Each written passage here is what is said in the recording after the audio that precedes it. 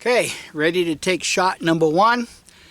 I got 45 grains of my homemade black powder that I made with the peanut shell as a charcoal source. I have a 36 caliber pre-lube felt wad between the powder charge and the pre-lube patched ball, and I'm using my homemade patch lube. It's the same lube that I use on my felt wads. So I'm going to take the first shot, and we'll see what happens from here on out.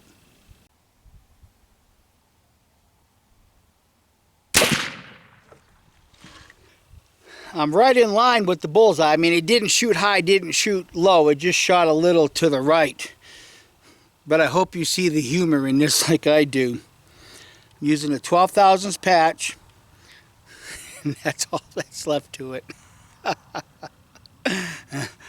It's pretty weird that it's just about, you know, the size of the felt wad.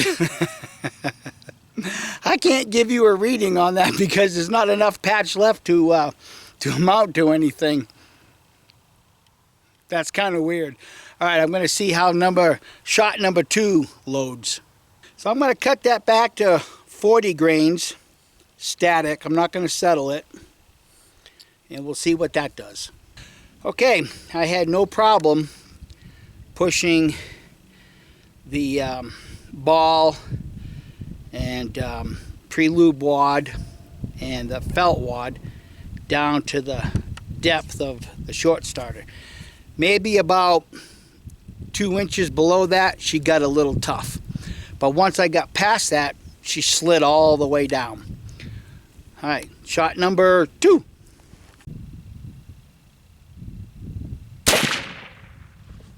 Well, I found that patch. There's a little bit more of it left right here. Interesting. All right, I'm going to get loaded up and see what the third shot feels like loading. That one shot directly in line of the bullseye, but just maybe 1.5 inches above the top of it. So she's shooting a little, well, little off, obviously. But I'm not here to play with the sights, just see how this thing loads with a felt wad between the powder charge and the ball.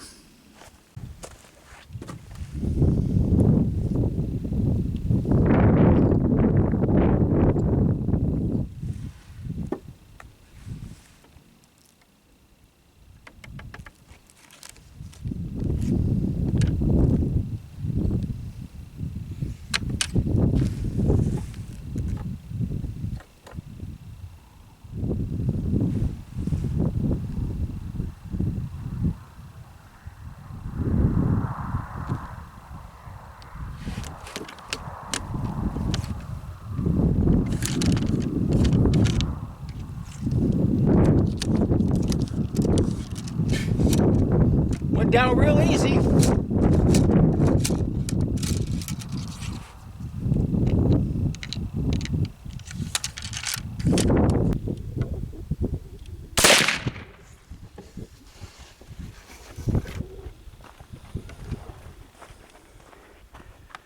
And I am using my homemade percussion caps. I see where that one went. Not bad.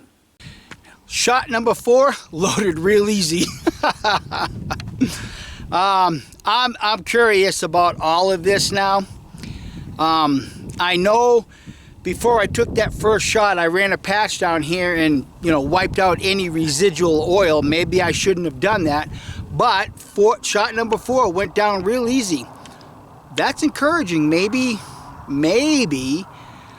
the whole trick is to use a felt wad between the powder charge and the patch round ball. And I should clarify something because I just thought about it. That bag of 36 caliber felt wads that I'm using, my friend Broken Feather at a blanket shoot won a couple of pounds of buffalo fat, and he rendered that down. So the wads that I'm using right now have been soaked with buffalo tallow and a mixture of beeswax. But the patches that I would normally use have my lube on it that I do lube my felt wads with. But these patches right now, and I want to clarify that, these patches right now are buffalo tallow and beeswax. All right, let's see where shot number 4 impacts. Looking at the sight, if I have to build a new front sight just to get that to hit to the point of aim, I'm happy with that. But at least for right now, doesn't appear I'm having any issues loading. All right, let's get this one downrange.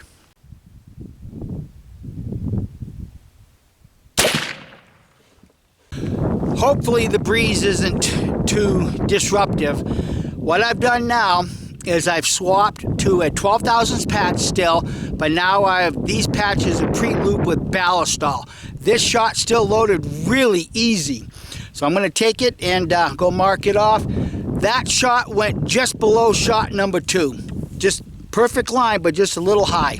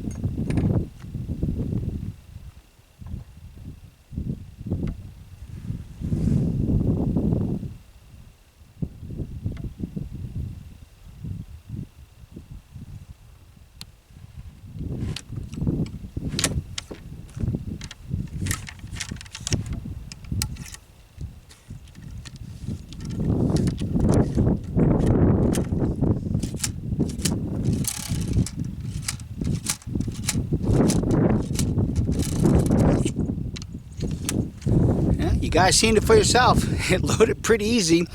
I'm really beginning to wonder and think if it isn't a small powder charge that's not, you know, that finishes burning. It's complete burn right here, and then all of this is all foul, smoky residue, and you push it down and it stops because it's building up right there. I'm going to stick with that for now. That last shot just about hit where the first shot, but that was with a different patch, a different lube. This may place differently or print differently. Let's see. For right now, guys, I'm going to leave the camera here because I just want to see for myself how far in front of the muzzle that cloud of smoke ends up being.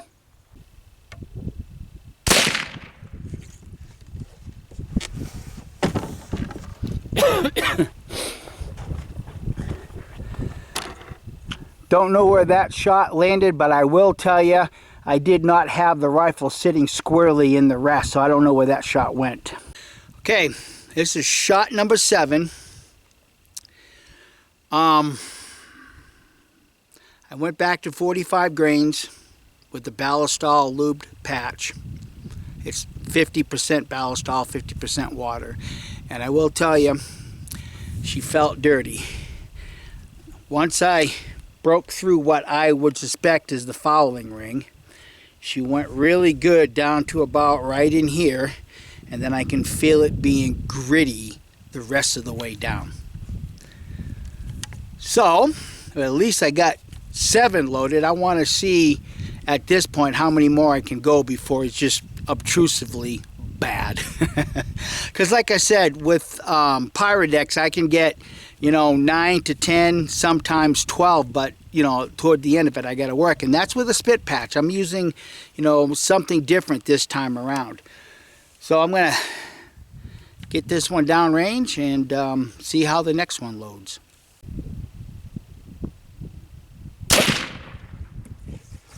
So you can see shot number 8 cut shot number 2, and you can see the grouping.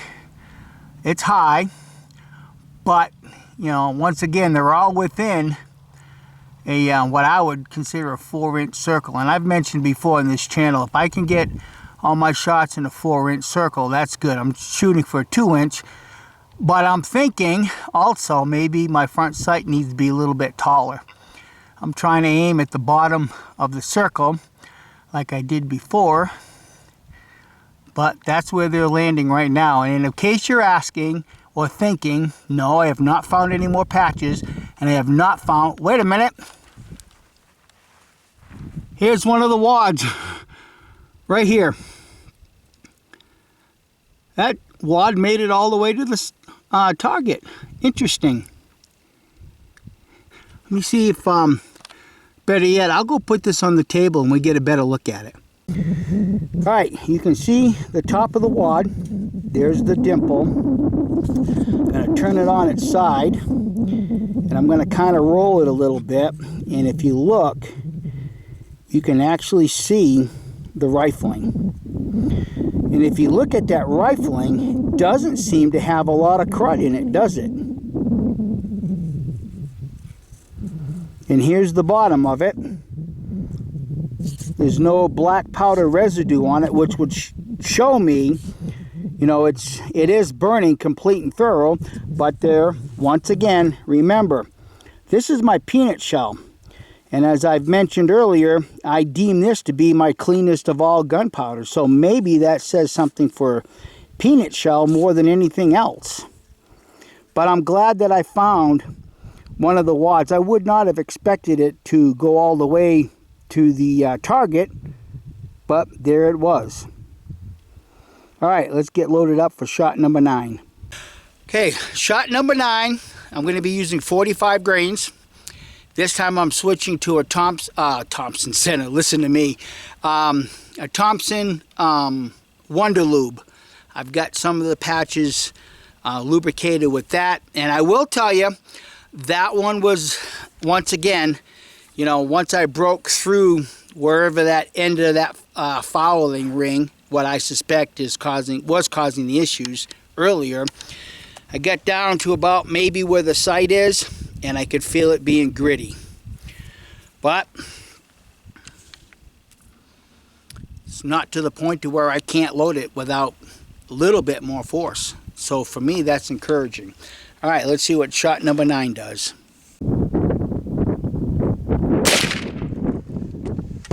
All right, I got shot number 10 loaded, and she's getting real dirty. She's getting very difficult to load. Once I got it down the barrel and it fully stopped, I marked the rod, and then I worked that much more to get it seated on the powder charge. I'm guessing that's what, maybe 1.5 inches? I think 2 inches might be exaggerating, but I would say easily 1.5 inches. So I'm going to take this shot, and then I'm going to reload, but I'm going to go back to the ballast stall for one shot, and then I'm going to go back to my pre-lubed patches, the lube that I make for myself, and see if there's a difference.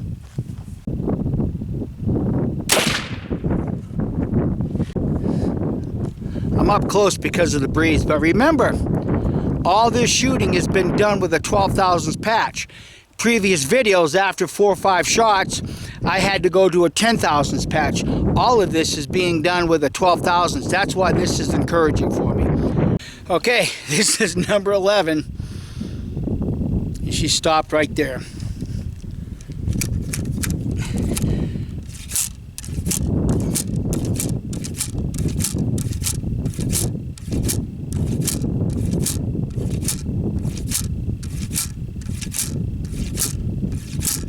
Still not down there yet, because I've got it marked from the previous. But whether I got it marked or not, I don't care, because it bounces when that ball's seated.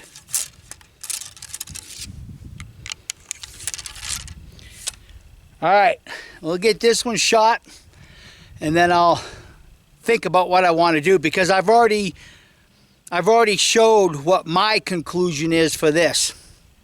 And again, I did work for about 1.5 hours with steel wool, just polishing it.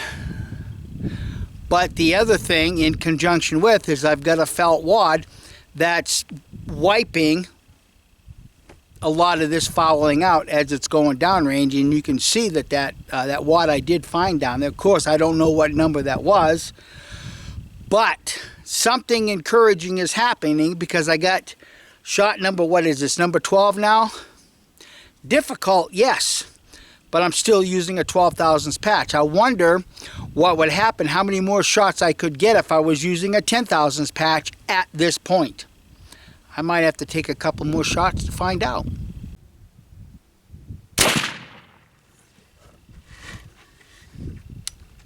Well, I hit the bullseye, but, you know, it's not dead centered. It's just a little off to the right.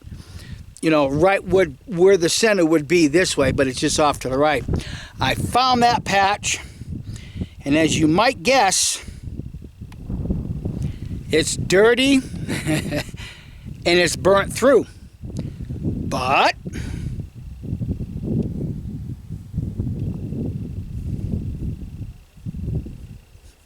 just a butt. All right, I'm going to try a 10 thousandths patch. I think I've got some that are still lubed with Blue Thunder, but I just want to see, and then just to let you know, that previous shot was 40 grains. I went back to 40 grains because there's no difference really on the impact site between 40 and 50 grains. It's just me, you know, holding the barrel, holding the sights where I think I'm going to hit the bullseye, but I'm shooting high. All right, so I'm going to get loaded up for what, shot number 13, 10 thousandths patch. I'm going to go stick with the 40 grains. Yeah, that one loaded, pretty difficult, but at this point I'm not sure if I really get 10 thousandths patch or my oversized 12. I'm kind of guessing they're probably 12 thousandths. So I'm going to make this the last shot because, like I said, I've got what I want. I can get more shots with this gun putting a felt wad over the powder charge, and it doesn't seem to be throwing off my point of impact. I know it's high, but this barrel is coned from here on up. So with that pre-lube patch, what I'm observing is that when that fire gets into that void, it's not throwing off my the point of impact, because that felt wad is still protecting the bottom of that ball and going around it, because the felt wad is just a hair bigger than what the circumference is of what I've coned. All right, get this one down range, and I think I'll call it quits. But what I want to do is I want to take a 4-inch clay pigeon and show you where all those shots are within a 4-inch circle. Well, I was going to do this in the shop, but the wind's kind of laid down for a little bit. I spent a few minutes looking for spent patches. You can see the black powder fouling right there. Of course, these patches are, I would consider, shredded compared, but at least you can see the black powder ring. And I did find one more felt wad, and this one was just in front of the telephone poles on this front end here that's got my roof on it. And looking at it, this side, it's not half bad. You can still see what would be the wiping of the powder going down the barrel, and there's nothing burnt or black on that side, which, you know, is telling me that it's burning clean. I mean, there's no fouling on the bottom side, which would actually be up against the powder charge. But I got 12 out of it. Number 12 went, oh, excuse me, number 13 went right here. Okay, now I've got a 4-inch clay pigeon.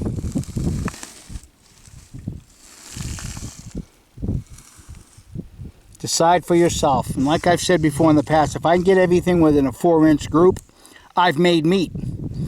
May not have won in a rendezvous shoot, but if I was going to hunt deer with it or something like that, I've got that. And if I cover those, that one might be out, but it is on the edge of it. And if I cover all of those, then you get these outside. But either way, Everything's pretty much within a 4-inch group. Well, now as you all know, I got a gun to go clean, because if I don't clean it, then I don't deserve to own a muzzleloader. That's one of the things you have to do. You shoot it one time, you might as well shoot it multiple times. Clean it out as best as you can and oil the barrel, and that should stop any black powder slash sulfur from still reacting inside your barrel. And if you want to clean it with a detergent, clean it with a detergent, but just make damn sure you go back and oil it, because even if you take the seasoning out of it, it's still gonna rust. So anyhow, thanks for joining in on this little journey. If you have any further thoughts, I would love to hear it. And for you, Broken Feather, when I come down in February for the club shoot, I'm still going to bring it, because I still want to use some of that JB compound and just see if it can further enhance what this barrel can do. So if you enjoyed it, or if you gleaned something from it, give it a thumbs up. And I hope that you will take the time to share it with your bestest of buds.